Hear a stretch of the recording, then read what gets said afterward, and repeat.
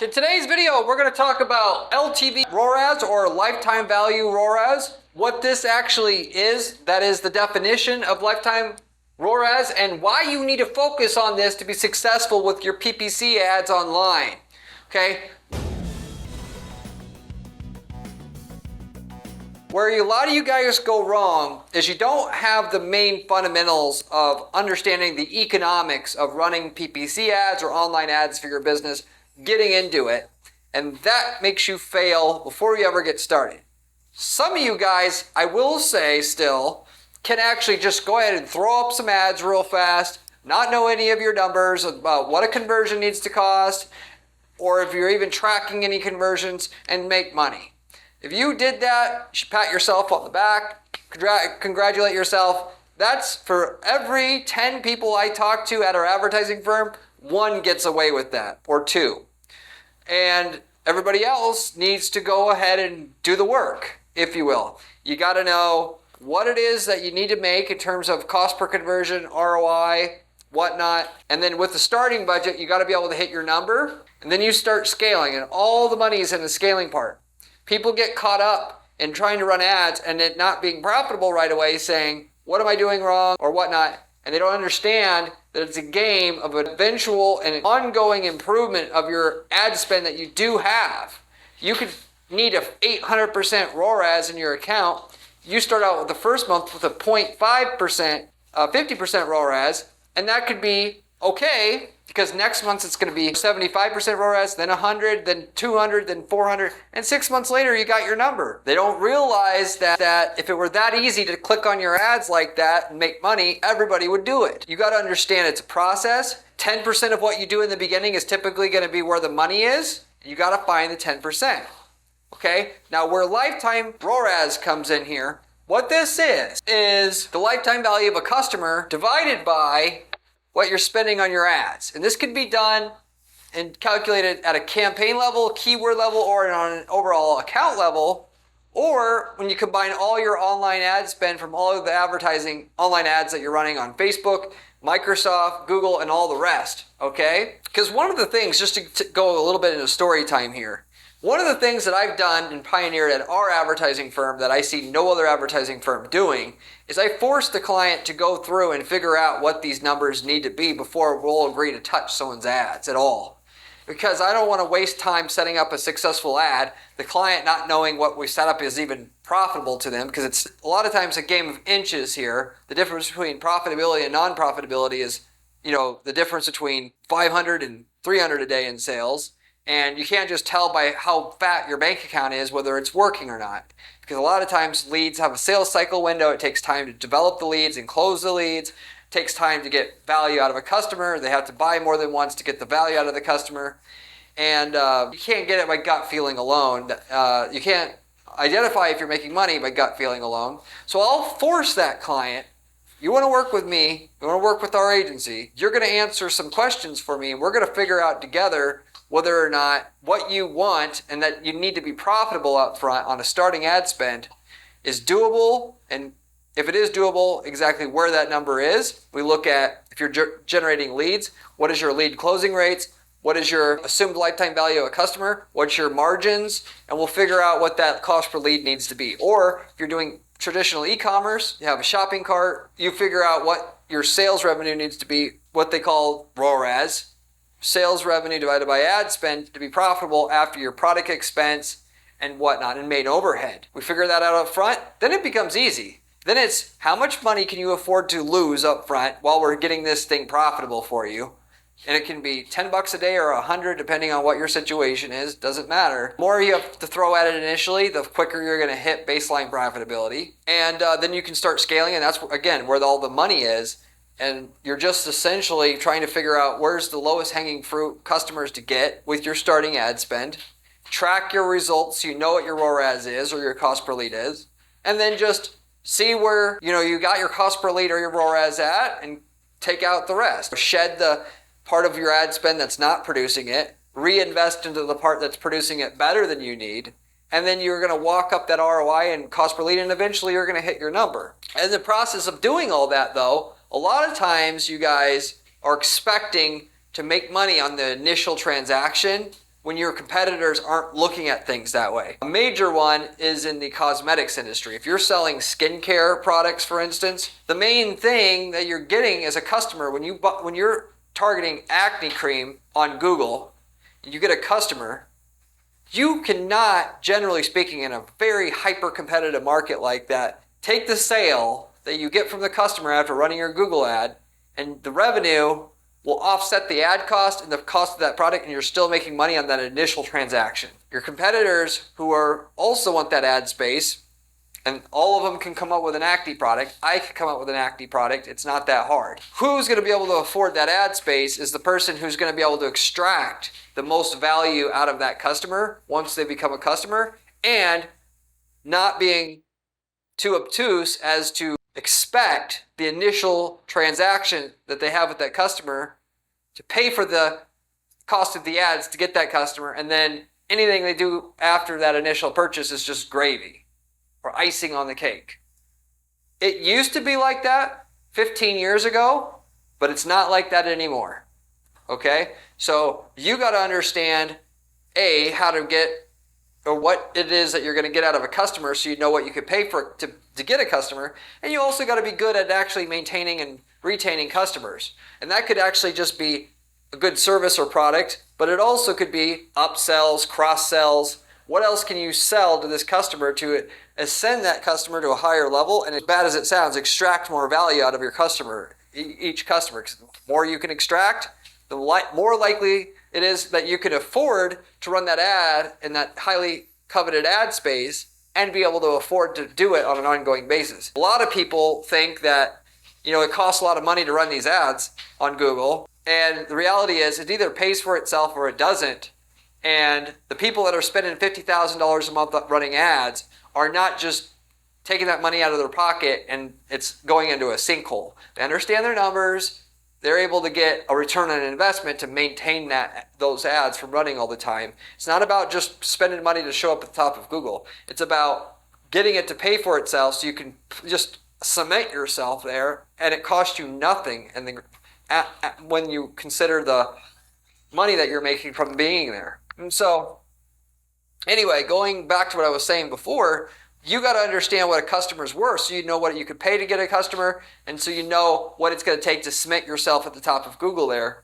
And what I always tell people to do during the sales process, so we know our numbers up front, like I mentioned, that I do with all prospective new clients coming into our advertising agency, I'm going to challenge that client, or tell that client, potential client, go into your customer database for the last 5 years, and I want you to divide your total revenue for the last 5 years at your company as a whole, divided by the total unique customers or clients that you've had in the last 5 years as a whole.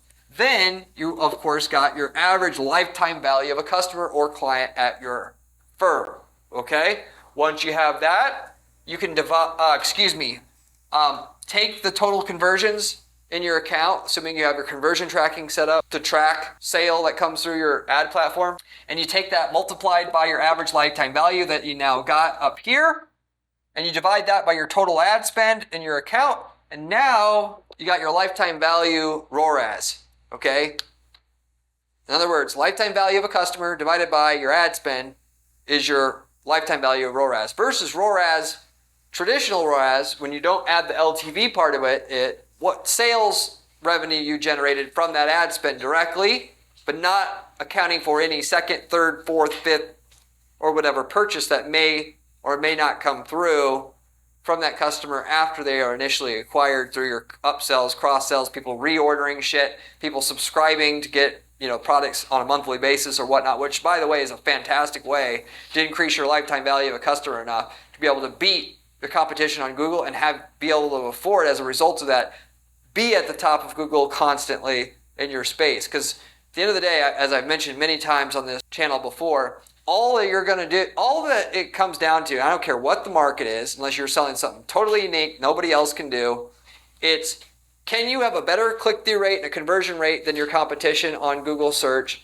And if you can do that, Google's going to pour it all on you. They're going to charge you less per click. They're going to give you a higher quality, more likely to convert person, and to encourage you to stick around because you're helping their users the most. And in then gets people more willing to click on ads in the future because you gave them the better experience.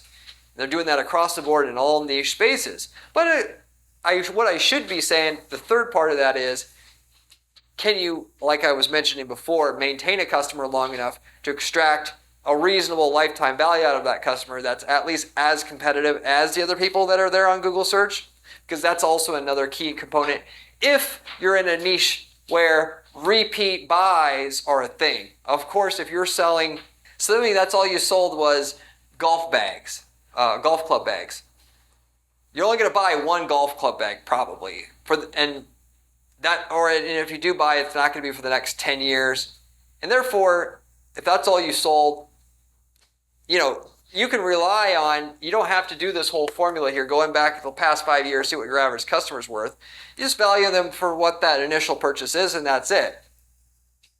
However, if you're going in and selling that acne cream, like I mentioned, it is almost exclusively about what's the customer worth and how can you, can you maintain that customer and get a large lifetime value out of them, but also, can you run your campaign at a loss longer than your competition? In a space like acne cream, you're going to be running your campaign at a loss for 6 months. Or should I say, waiting for 6 months worth of purchases before you even break even. And then a lot of times, market like that, the lifetime value of a customer will only be 9 months. And so really, it's the 2/3 of the purchases are just to pay for the cost of initially acquiring them. And then month 7, 8, 9 is where all your profit comes in. There's a lot of markets like that. If you're in a market, like I said, that has a lot of repeat customers, you are forced to consider when you are trying to run your own numbers and come up with benchmarks for what your campaigns need to do, you need to be looking at lifetime ROAS, not just your plain old ROAS at the end of the day. Otherwise, you're going to not be willing to pay enough to get a customer at the end of the day. Your competition, who is looking at lifetime ROAS versus ROAS by itself, and then as a result of that, they price you out of the ad space and you get nothing. So you can settle for a low ROAS, but still an acceptable lifetime ROAS and get customers. Or you can be stubborn and say your ROAS has to be 800% and you get nothing. I mean, really, that's what it comes down to. And of course, you've got to be well funded and understand that you're buying the customers and you're not going to get the value out of that customer to even break even for several months.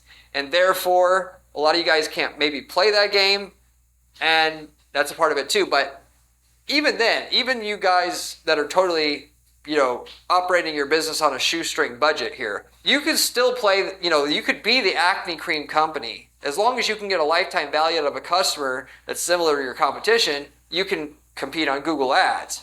Because even though it takes 6 months to get your money back, you just start with a smaller budget. So you just, ultimately start with what you can afford to lose up front, as I've talked about on this channel many times. Whether that be $10 a day, $20 a day, make that $10 a day, assume it's gone, and it's gone for the next 6 to 12 months. But eventually, the revenue you have incoming to your company is going to be high enough. That lifetime ROAS is high enough now that you could start to take that $10 a day budget and make it 15 and 20. So you just start out at a lower point. Instead of starting out at $10,000 a month, you're starting out at $10 a day.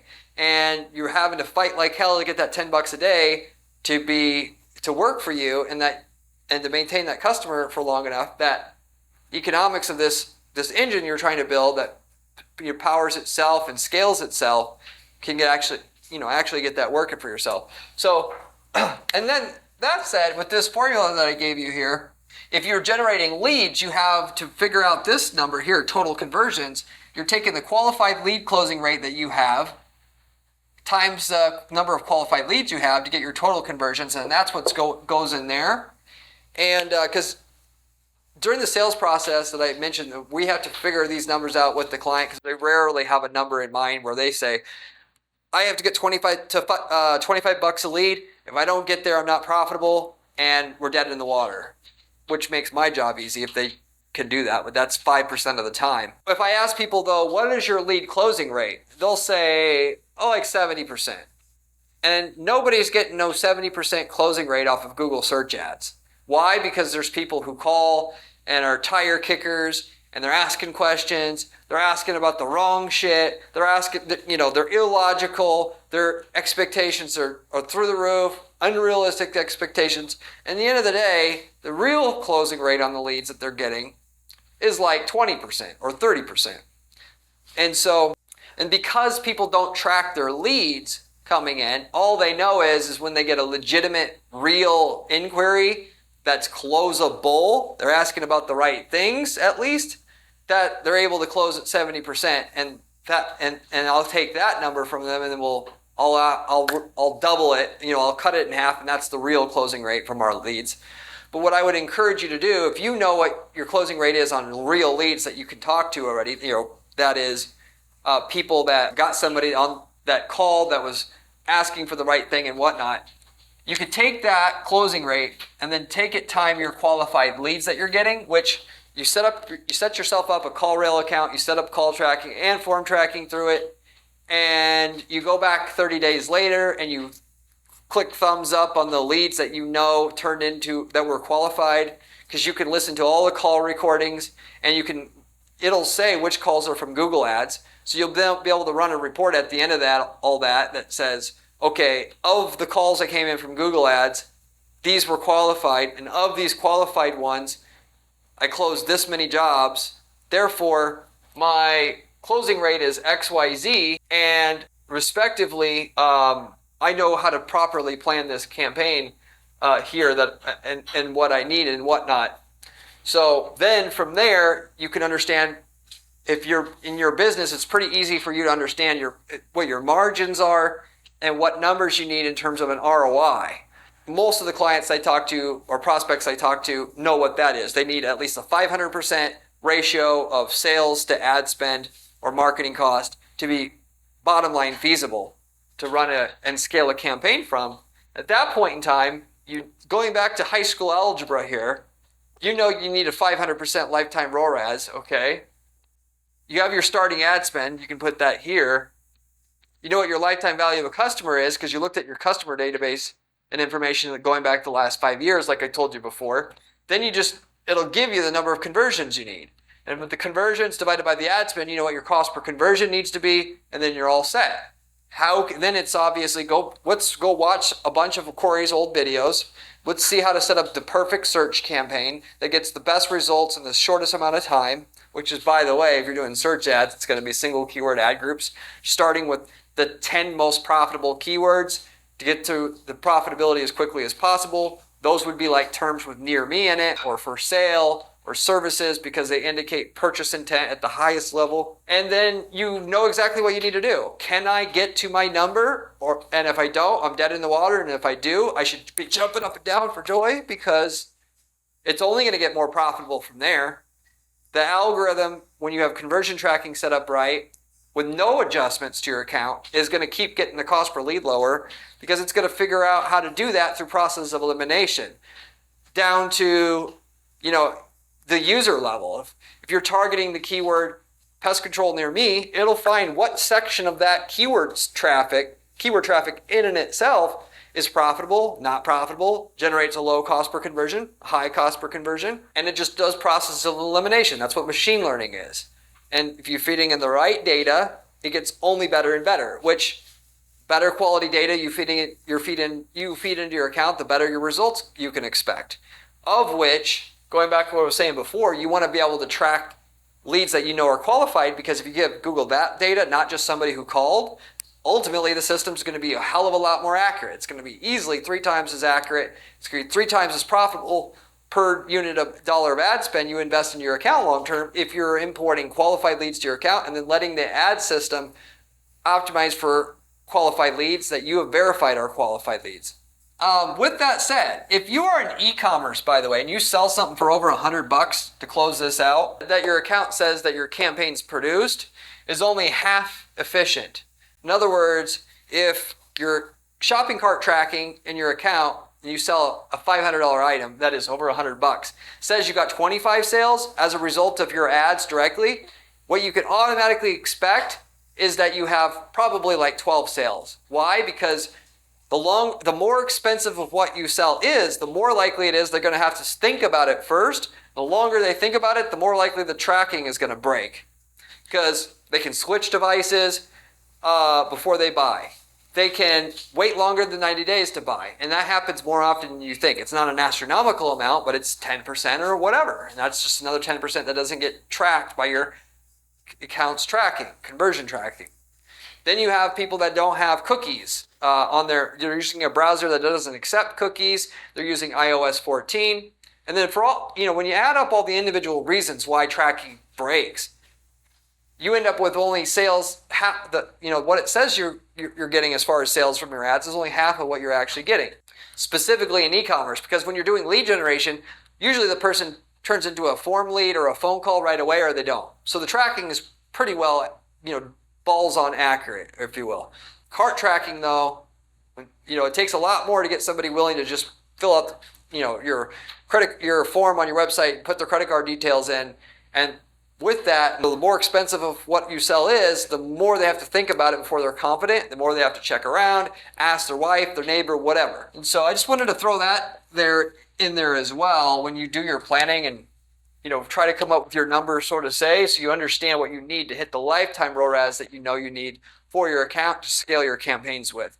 Once you understand your numbers, like I said, things get super easy. Yes, then it's just what technique can produce the cost per conversion that I need to be hitting my lifetime ROAS number, and then hit it, and then how do I get more conversions at that cost per conversion? Done. And I know I'm definitely making it sound easier than what it is in reality here. But you don't have to make it any harder on yourself, because I guarantee you 4 out of 5 of your competitors aren't thinking like this. They're thinking, I can afford to spend $300 a month on my ads and no more because I can't afford more. And that's a really idiotic way to think about advertising. You're trying to create scalable models to advertise your business. There is no value in doing all the work it takes to make that 300 work if you're not going to try to scale it. Period, point blank, because it is a lot of work to get it to be profitable on that starting ad spend. And what they do, the guy that has $300 a month to spend, he doesn't want to put the work of not only just doing the work to get the results, providing a good mousetrap for their users that helps them make a decision easier and quickly. He just doesn't want to think about the economics of the investment at all either, which is it just baffles my mind why they wouldn't want to understand if their investment works or not. But that's the average business owner, and I don't care if you're talking about a $25 million a year company. They rarely understand their numbers at the end of the day. I just know it because I've dealt with hundreds of companies now, and I know what people are willing to do, what they aren't willing to do, what they're capable of doing, what they're not capable of doing. If you're not a huge company, you're probably up against somebody who just doesn't even really know at the end of the day what they're really making, and therefore they can't scale. And ultimately, as a last point here, once you understand your number, it's actually not that hard to hit your number or get to your number, because there's always another technique that'll give you a little bit more efficiency out of your ad spend than you had before. I've got hundreds of individual ideas on this channel. They're all ways to make your ad spend just a little bit more efficient. And yes, it's a lot of work, but it's worth it, because once you get to the point where you could scale, it's just going to be free money upon free money upon free money. And you can legitimately take almost nothing, very little ad spend, and walk it up to where you're making millions of dollars a year in profit, starting with a tiny bit of seed money, just by going through that process. We've done it time and time again in our advertising firm. And if the client understands the program, what we need, understand this isn't going to happen in 2 months. And if it did, your competitors would already be doing it already. But instead of 2 months, it takes 7 years to get there where you're making $1 million a year in profit. Anybody can, practically speaking, do this. Anybody. It's just a matter of, are you going to put the time and effort in to set the funnel up right, understand your numbers, and then be patient enough to understand that a 10% increase in sales a month from your campaigns ends up being a huge amount of money 7 years down the road when you've compound 10% on top of 10, on top of 10, on top of 10.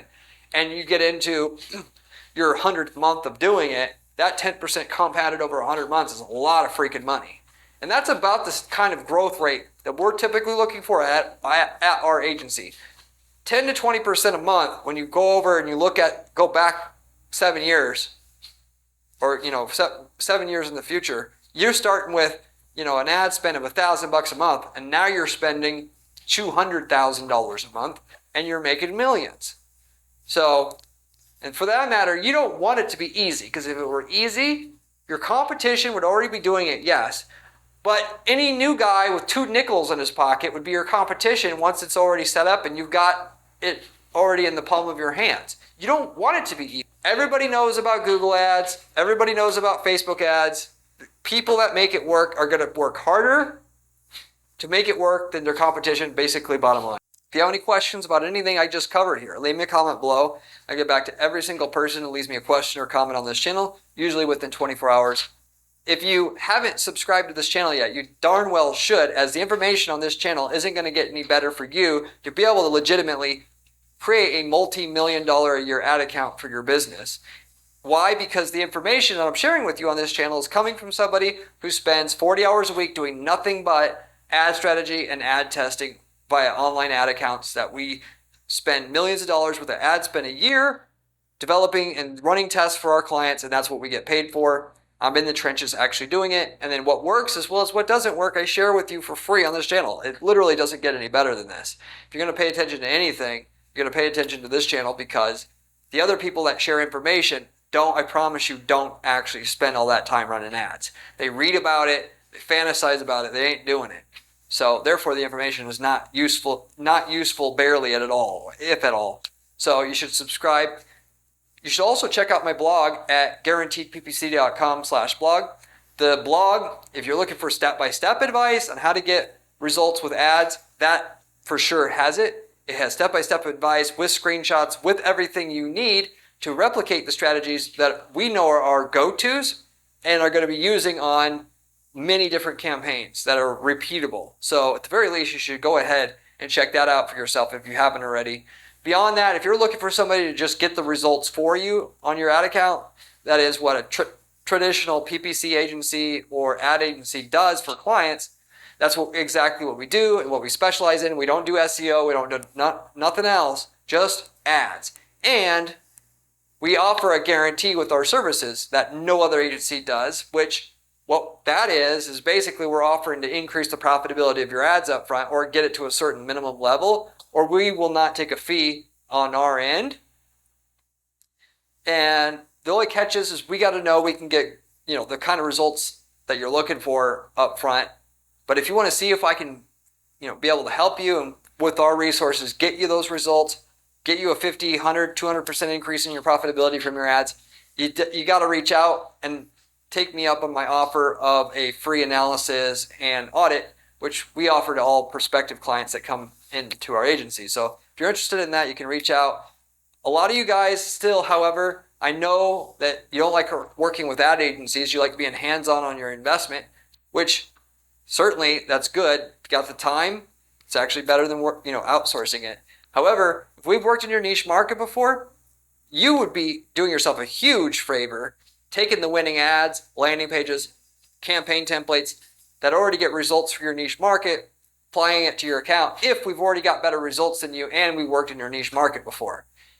We've worked in over 100 niche markets in the last 10 years of running our ad agency, and so the chances are fairly good. We've already done everything that you're trying to do to get to the results in your niche market, and we can tell you the results we are currently getting in your niche market to know if there's anything that you stand to gain with our templates. So at the very least, you should reach out to us and see what kind of numbers we're getting in your niche market. We sell the templates for a one-time fee, and you can walk away and get the same results we're getting as a result of that. We got people using these templates to start whole other businesses. If you want a great passive income business idea, start selling leads using a template that generates leads at a low enough cost that I know for a fact and you can bank on that people are willing to pay for leads. And you can ask people in the niche that you're in or in that niche what they're willing to pay for a lead. And that's a great business that we've had people set up using our templates. Several people have done that. We've got people that say, Corey, I want to get into e-commerce. We offer them a template to sell an item that they can easily source from China that they can easily, it's fair game to sell in another country that our client isn't in and have a turnkey business essentially. If you're interested in any of those other opportunities, you can also reach out to me at guaranteedppc.com. But with that said, I'll wrap everything up with that. Thank you very much for watching, and I'll see you on the next one.